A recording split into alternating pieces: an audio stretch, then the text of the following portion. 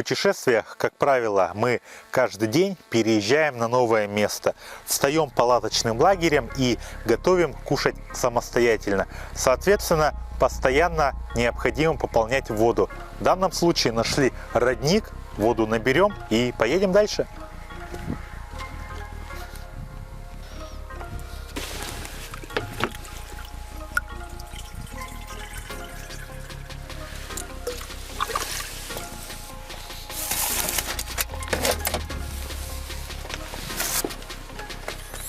Можно же не всегда готовить самостоятельно. Поедем-ка что-нибудь покушаем.